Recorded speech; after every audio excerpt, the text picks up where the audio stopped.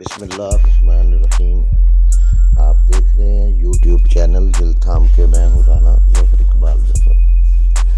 तो मोहतरम दोस्तों, वीडियो की तरफ जाने से पहले मैं आप सबसे गुजारिश करूँगा कि चैनल को सब्सक्राइब करें, लाइक करें और शेयर करके अपनी मोहब्बतों का सबूत दें। तो मोहतरम, जिस तरह पिछले दिनों आपने देखा कि किस तरह इस्लामाबाद की हवा में गर्मी थी, हर तरफ अफरा तफरी का आलम रहा। कोई इधर मीटिंग हो रही है, कोई इधर मीटिंग हो रही है, कहीं वो भागा जा रहा है, कहीं वो भागा जा रहा है।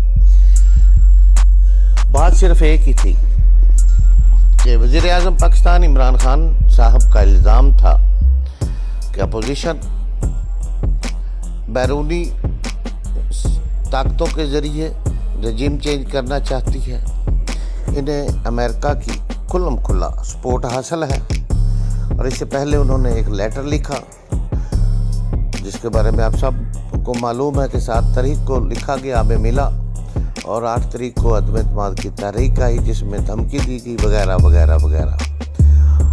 और अपोजिशन इस हवाले से कह रही थी कि वो ख़त झूठा है, वो तैयार किया गया है, मन घड़त है, वो सामने लाया जाए, पार्लियामेंट के सामने लाया जाए। तो इस पर पार्लियामेंट में खत दिखाने की बातें हुई, इन कैमरा हुई, ये वो सब कुछ चलता रहा। फिर ये हुआ कि कासिम सूरी साहब ने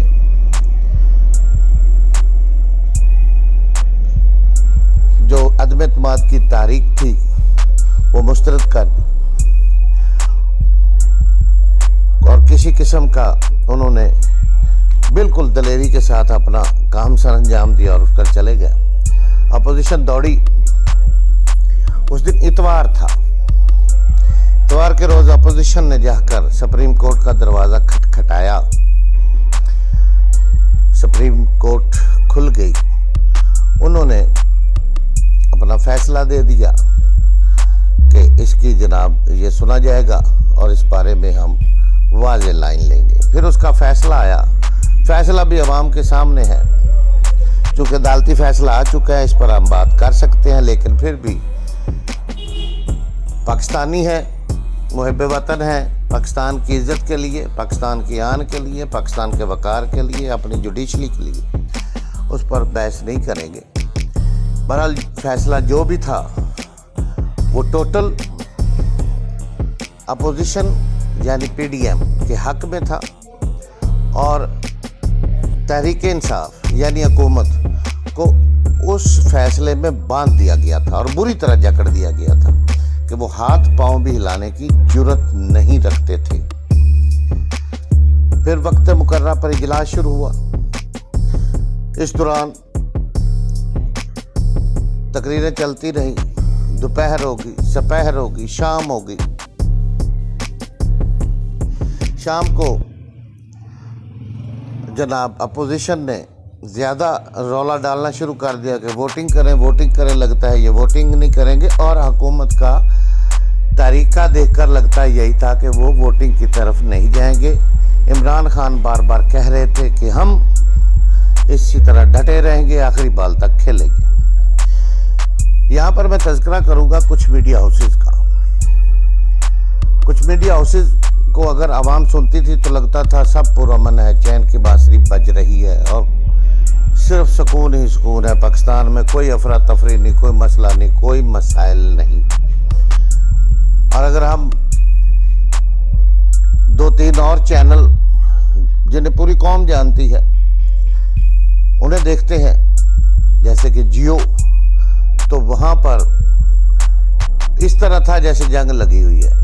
एंकर, खबरें पढ़ने वाले, न्यूज़ रिपोर्टर और क्या क्या, वो सब इस तरह चीख चला कर गुफ्तगू कर रहे थे कि जिस तरह पता नहीं क्या हो रहा है। बड़ी हाइप क्रिएट की जा रही थी। फिर चीफ ऑफ आर्मी स्टाफ के तब्दील होने की अफवाह चली। इस दौरान इस चैनल पर इमरजेंसी का नाफज होने की खबर चली इसी दौरान तो बहुत बड़ा जनाब सियासी धमाका होने की खबरें चली और इस तरह की हाइप क्रिएट की गई कि आज पाकिस्तान का हर शहरी लगता था जैसे दस्तों गिरबां है। और जनाब अगर ये ना हुआ तो फिर ये हो जाएगा इस मुल्क में। दूसरी तरफ जिन लोगों को, सहाफ़ियों को इमरान खान साहब वज़ीर आज़म पाकिस्तान थे उस वक़्त, उन्होंने बुलवाया था उनसे बातचीत करने के लिए, तो वो बताते हैं कि वो मुतमिन थे। उन्हें वो इस प्रोसेस को लंबा ले जाना चाहते थे। उन्हें ये यकीन नहीं था कि असद कैसर साहब इस्तीफ़ा दे देंगे। शायद उन्होंने पूछा भी हो, लेकिन असद कैसर साहब चूँकि बुरी तरह फंस चुके थे तो शायद उन्होंने सोचा हो कि अपनी जान छुड़ाई जाए। लेकिन वो सहाफ़ी बताते हैं, एक नहीं कई सहाफ़ी, वो बताते हैं कि वहाँ पर किसी किस्म की आर्मी चीफ की तब्दीली या किसी और मामले के हवाले से कोई बातचीत नहीं हो रही थी। वज़ीर आज़म ने सिर्फ इतना कहा कि अब पाकिस्तान में कोई ऐसा सियासतदान या कोई ऐसा धारा तो नहीं रह गया जो मेरे मुखालिफ ना हो, लेकिन मैं डट के खड़ा हूँ और खड़ा रहूँगा।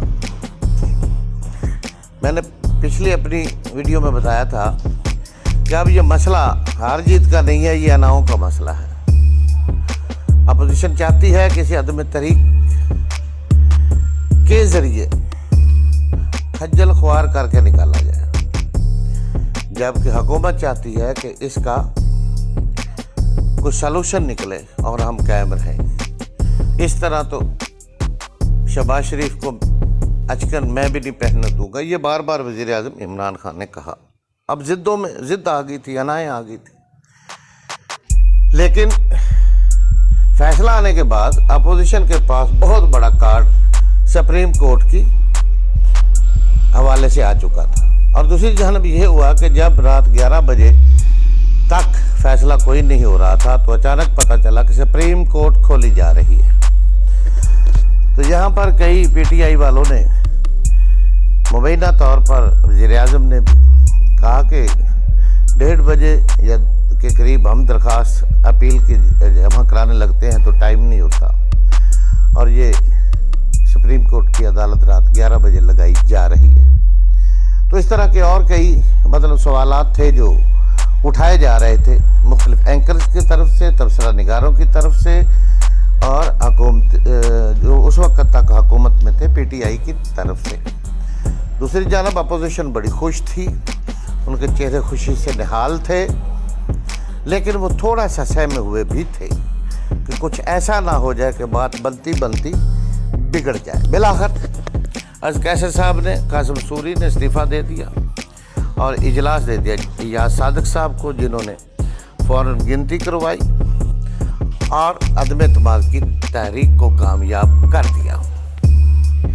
आज इस सिलसिला में कागजात नामजदगी दाखिल होने थे। वहाँ पर बाबर अमान और शाह महमूद कुरैशी साहब, चूँकि शाह महमूद कुरैशी साहब वज़ीर आज़म के उम्मीदवार हैं, दूसरी तरफ से शहबाज शरीफ, उन्होंने एतराज़ उठाया कि ये कागजात दुरुस्त नहीं हैं।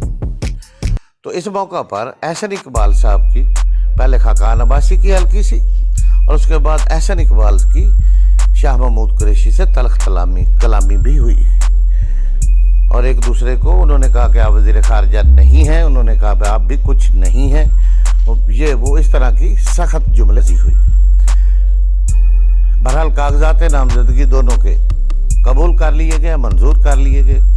कल यानी 11 अप्रैल को इस पर जनाब राय शुमारी होगी और शहबाज शरीफ साहब, मियाँ शहबाज शरीफ साहब बड़ी मेहनतों, जदोजहद और मुसीबतें उठाने के बाद अपने दरीना ख्वाब की तकमील की तरफ जाएंगे और वज़ीर आज़म पाकिस्तान मुंतखब हो जाएंगे। लेकिन इसके साथ मसला ये है कि उनके साथ 15-16 जमातें, और हर जमात خود کو پاکستان کی بڑی تکڑی جماعت سمجھتی ہے۔ وہ کس طرح چل پائیں گے اور مہنگائی پر کس طرح قابو ڈالیں گے اور کس طرح اپنے اتحادیوں کو لے کر چلیں گے، یہ آنے والے وقت میں پتہ چلے گا۔ اور یہاں پر یہ بات بھی قابل ذکر ہے کہ مولانا فضل الرحمان صاحب 3.5 سال بعد اسمبلی تشریف لے گئے اور جناب ان کا ویلکم کیا گیا، بلکہ ایم این ایز نے ان کے ہاتھ چومے، جس میں مسلم لیگ نون، پیپلز پارٹی اور دیگر تمام جماعتیں شامل تھیں۔ انہوں نے ہاتھ چومے کہ انہوں نے بڑا کوئی سیاسی کردار ادا کیا ہے، بڑا کوئی اہم کارنامہ سر انجام دیا ہے۔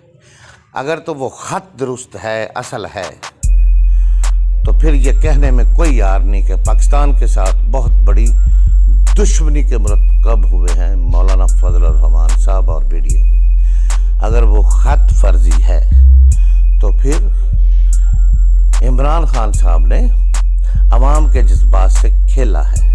اب چونکہ خط بھی اوپن کر دیا گیا ہے، بڑے بڑے اداروں کو انہوں نے اپنا آخری جو فیصلہ کیا وہ بھجوا دیا ہے سپریم کورٹ کو اور دیگر اداروں کو، تو اس میں تو کوئی شبے والی بات ہی نہیں رہ جائے گی نا کہ یہ دھمکی تھی یا کوئی۔ بہرحال لیکن ایک بات کلیئر ہوئی کہ اس کے پیچھے امریکہ ضرور تھا۔ امریکہ وزیر اعظم عمران خان کو کسی حالت میں نہیں دیکھنا چاہتا تھا۔ بہرحال یہ تو صرف سیاسی معاملہ تھا۔ اب میں اوورآل پاکستان کی بات کرنا چاہتا ہوں کہ میں جو جج کر رہا ہوں، ہماری چونکہ یوتھ ہے اور یوتھ جو ہے وہ اپنے اپنے لیڈران سے بے حد پیار کرتی ہے، ان کی آواز پر لبیک کہتی ہے اور ان کے بارے میں کچھ سننا نہیں چاہتی۔ یہ ایسا ایسا سیاست سے بڑھتی بڑھتی اب ذاتی دشمنیوں کی طرف بات چلی گئی ہے۔